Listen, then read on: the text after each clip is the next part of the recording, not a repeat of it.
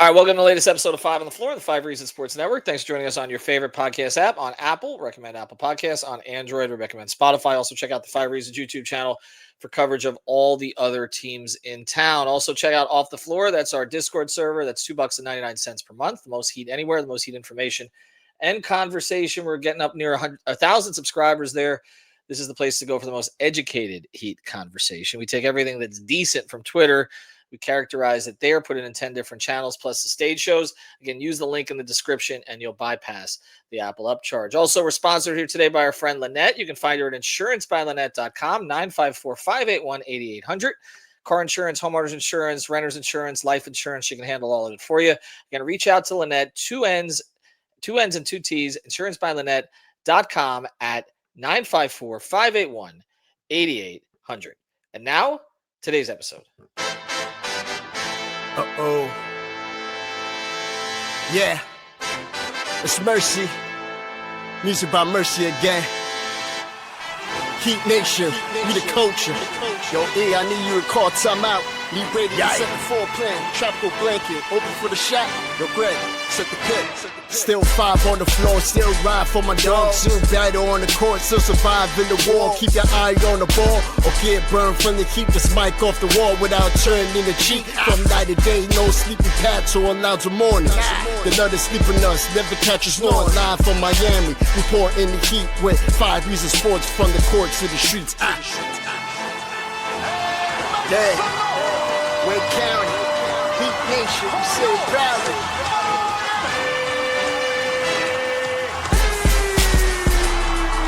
Welcome to Five on the Floor, a daily insider show on the Miami Heat and the NBA, featuring Ethan Skolnick, Greg Sylvander, Alex Toledo, Brady Hawk, and others from the Five Reasons Sports Network. Also, make sure to subscribe to Off the Floor for the most heat anywhere.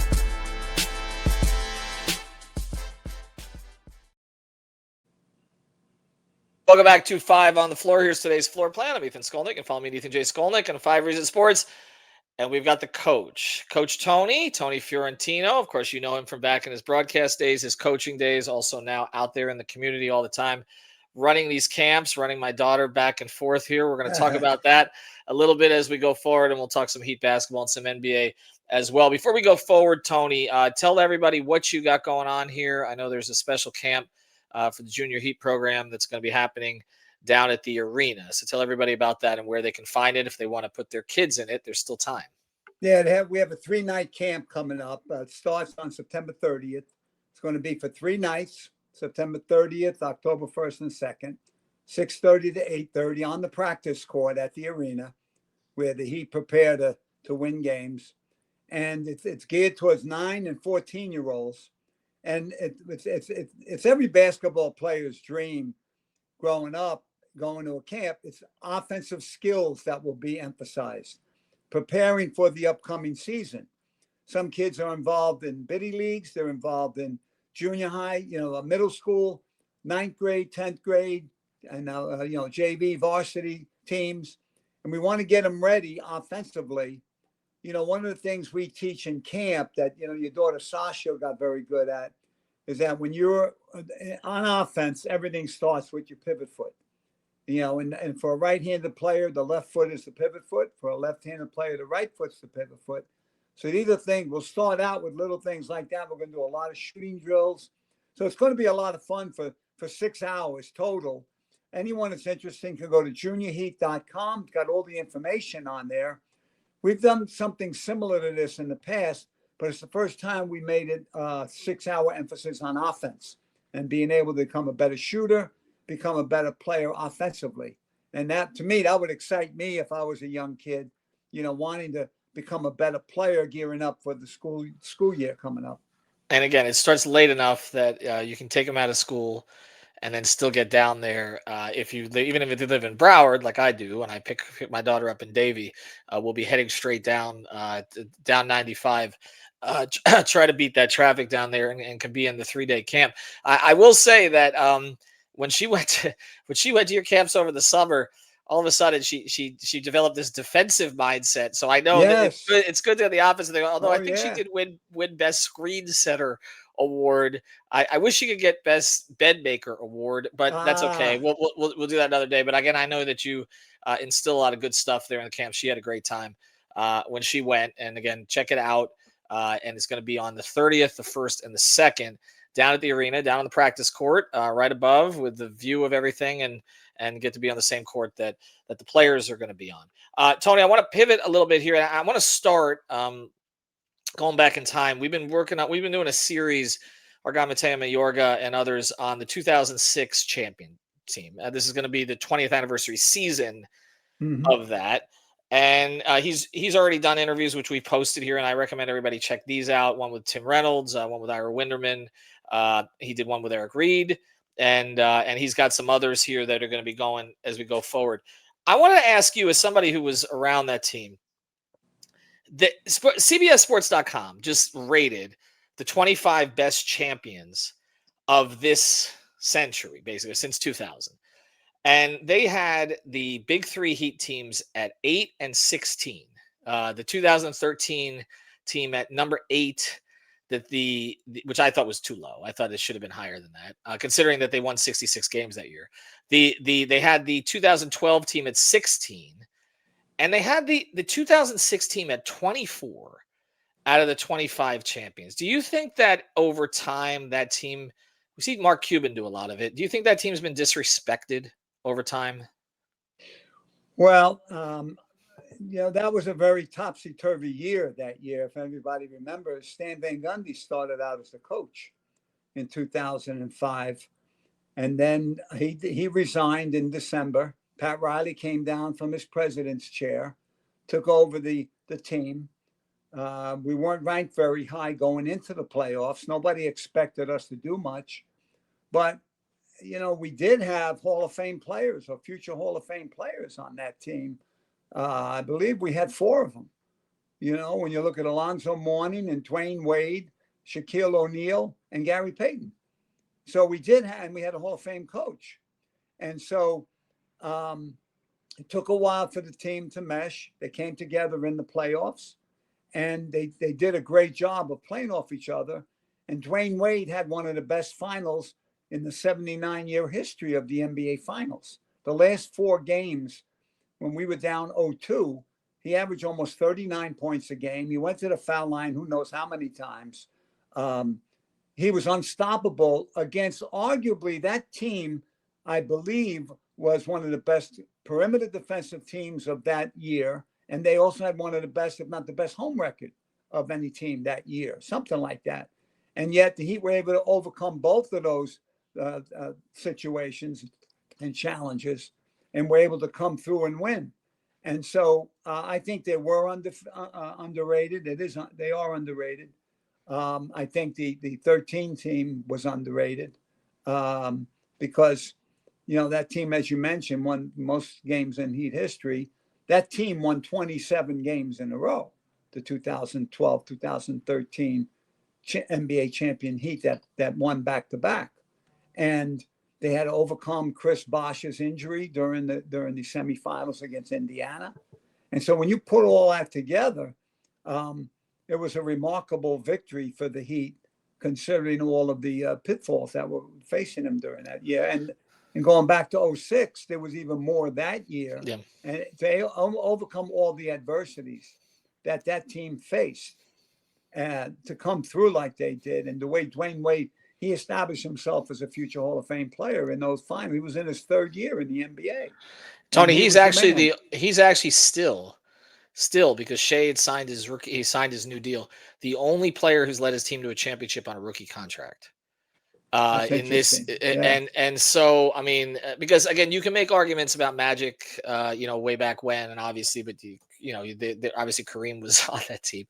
But in terms of being the guy, and you look at the finals, you mentioned the 39 points a game over the last 4. He averaged 34.7 over the entire series. He averaged triple what Shaq did. I mean, a lot of it was Avery Johnson kept doubling Shaq, as we know, and Dwayne just kept making him pay. But Mark Cuban hasn't gotten over it. It's all these years later, and he's still, I think, sending things to the officials to try to get that overturned. But I do think the team's been lost to history a little bit. I think part of it is because the next year was kind of disappointing. They got swept out of the first round by Chicago, and then the thing got broken up. Obviously, they bottomed down at 15 wins and then had to rebuild it. But I don't think there's quite enough respect for how good the Dallas team they beat was in the final. That team the next year, that Dallas team led the league in wins, although they did get eliminated by Golden State in the first round. So I mean, it's a pretty damn good team that they beat there. I want to ask you another question too, because you were involved with the Soul at one point. We've seen the WNBA blow up. I know that you work, obviously, as I mentioned, my daughter goes to your camps. You work with boys and girls down here. There's been a big rise in women's basketball in general. Would you like to see a WNBA NBA team down here again? It would be interesting because, I've been coaching my whole adult life, high school and then college for a couple of years, NBA 11 years, WNBA. The most fun I ever had coaching was the WNBA for 3 years. The ladies, they ate it up. They wanted a lot of work. Ruth Riley, she won a championship with Notre Dame against Purdue, made the 2 free throws with 2 seconds left to win an NCAA championship. We draft her with the 5th pick, and she comes in hungry to learn, not full of herself, that sort of thing. And we had so much fun. And Ron Rothstein arguably was the best coach and general manager. And there were 16 teams at that time. And we got progressively better each year. I maintain to this day that if we had one more year, we would have won the WNBA championship that 4th year. We had 2 lottery picks the following year. We had another pick in the first round. We had Elena Baranova coming back, the Russian girl that's 6'5", that played in the Olympics and didn't play the year before. Sandy Brondello, the world champion coach of the Liberty. She was a great guard out of Australia who had foot problems. So we had a lot of positive things going into that 4th year, and then it just went away. So it was really a lot of fun. And this seems to be the right time now for people to invest in a WNBA team and they're starting to do that now. They're starting to expand. The basketball is it's way better than when we started 25 years ago in 2000. The athletes are much better. The game is better, as you would imagine. Same that's happened with the NBA.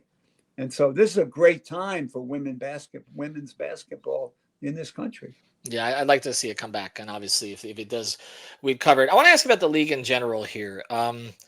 It's been, people say it's a cycle, but this has been a 25-year cycle or more where the West has been dominant. I think it's all but 2 years. The 8th seed in the West has had a better record than the 8th seed in the East. And this year, going into it, it looks more tilted than ever because you have Indiana, which just represented the East in the finals. They lost arguably their best player for the season with an Achilles. Tatum's out with an Achilles. Nobody knows if Embiid's ever going to be healthy.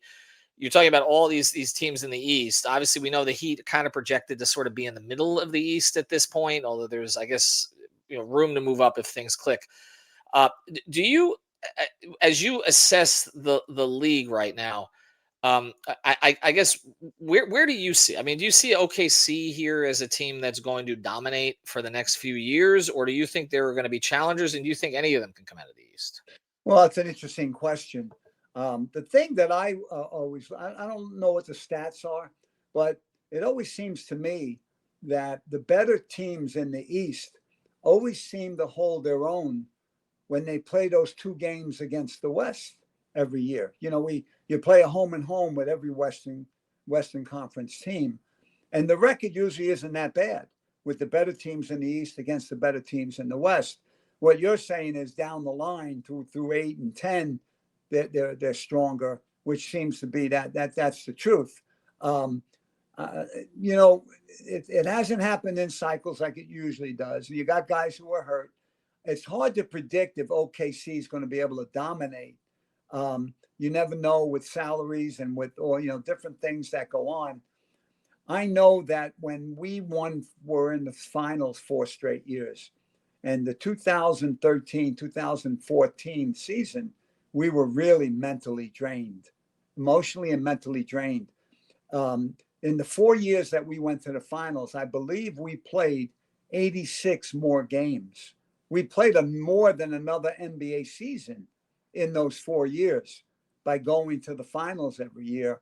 And when we played San Antonio at home in 14, we did something atypical. We lost 2 games by, double-digit figures. That didn't happen to that. That team was the most mentally and smartest team in the history of the Miami Heat, with those, those players, the 3 All-Stars and Shane Battier and Ray Allen and Udonis Haslem. So we'll see what happens. You never know with injuries. Look at what Indiana did this year, where they just got hot at the right time, and they were knocking on the door to a championship. So the West does seem to be, from top to bottom, stronger than the East, but I wouldn't concede anything to the West when it comes down to the brass tacks and when you get into the playoffs. Let's see what happens. All right, I got one more for Tony on the other side. I do want to introduce one more sponsor here, our friends over at CASHAPP.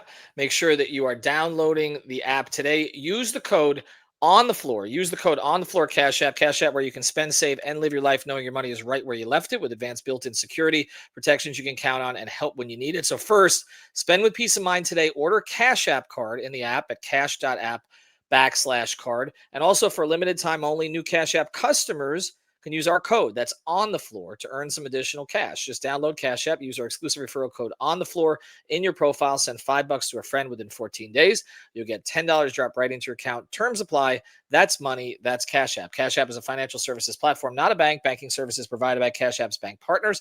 Prepaid debit cards issued by Sutton Bank, member FDIC. Instant discounts provided by CASHAPP, a Block Inc. brand. Visit cash.app/legal/podcasts for full disclosures. All right, so full disclosure, we know where your heart is. It's still here with the Heat, obviously.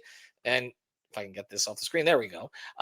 It's still here with the Heat. Obviously, this season, to us, it feels a little transitional, that you're moving out of the Jimmy Butler era. You've got a lot of young players who are going to get opportunities here to kind of take bigger roles. Bam and Tyler are still here to sort of lead the thing offensively and defensively and offensively, respectively. And obviously Spo has some new toys to work with. He's got Norm Powell.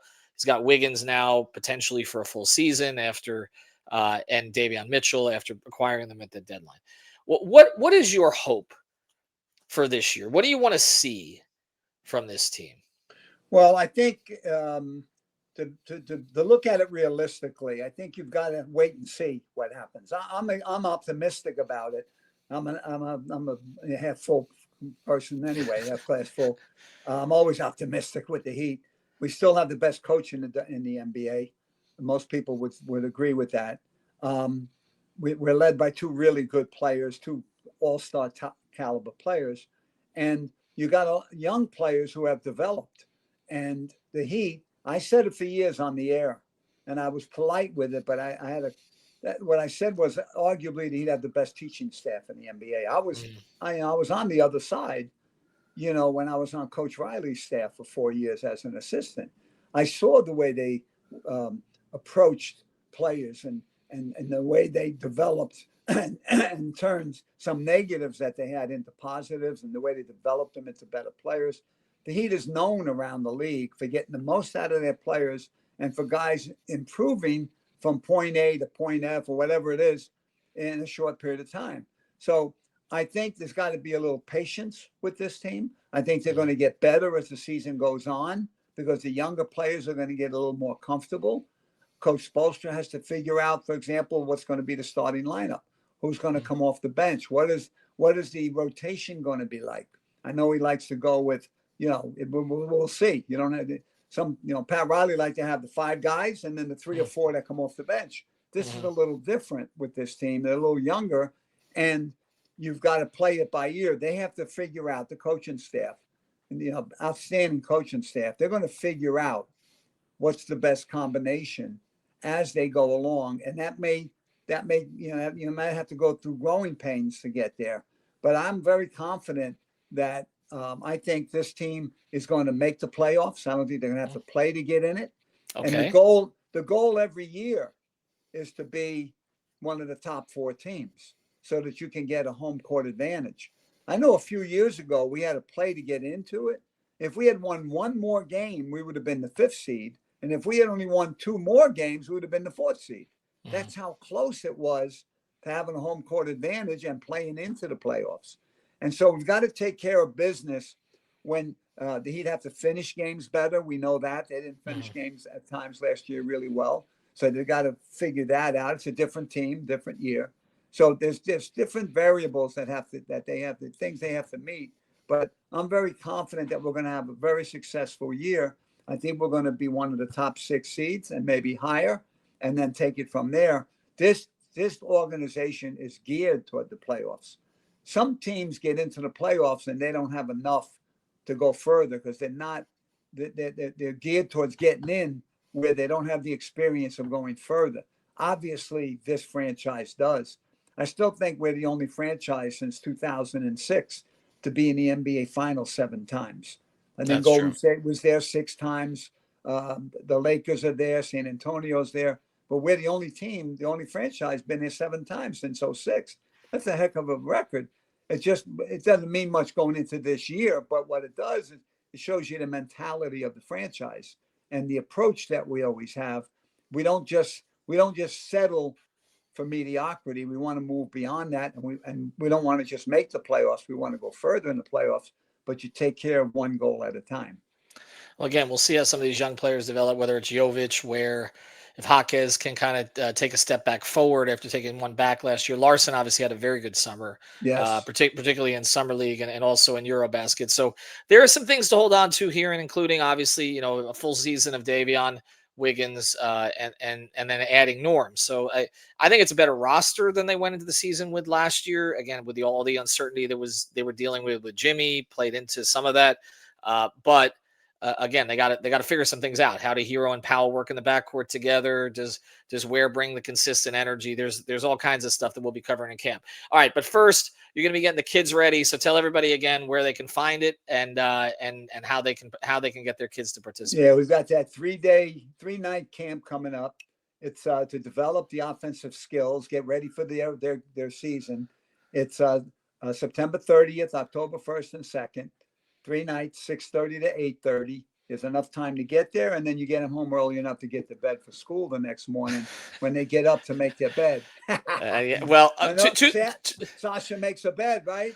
No. Two things. First thing, there's no getting her to bed. I go to sleep before she does these days. Okay. I just said at some point, I hear the music stop, and because she's told Siri or whatever, Alexa, to stop playing whatever it is she's playing, and then she wakes me up in the morning, and that's pretty much how it goes. But anyway, she'll be there at least once or twice. So we appreciate. Oh, come on, show the ring. You got to show the ring. Yeah. People.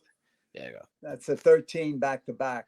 If people want more information about the camp coming up, the 3-night camp, they go to juniorheat.com. All the information is there. Our staff from the camp is going to be there. I'll be there. Marvin Johnson will be running the camp, and so we're gonna have a lot of fun with this. And I think in 3 days, emphasizing 6 hours of offense. And the age of the kids, they're going to get better. Ages 9 to 14, boys and girls. My daughter might decide to try to guard some. Tony, I appreciate it. Thank you very much. Again, you can always catch up with Tony on Twitter and everywhere else that you can find him. And if you bring your kids to the camp, you'll see me watching there on the side as well. So come say hello to me too. Have a good one, everybody. Ethan. Thanks, Tony. You.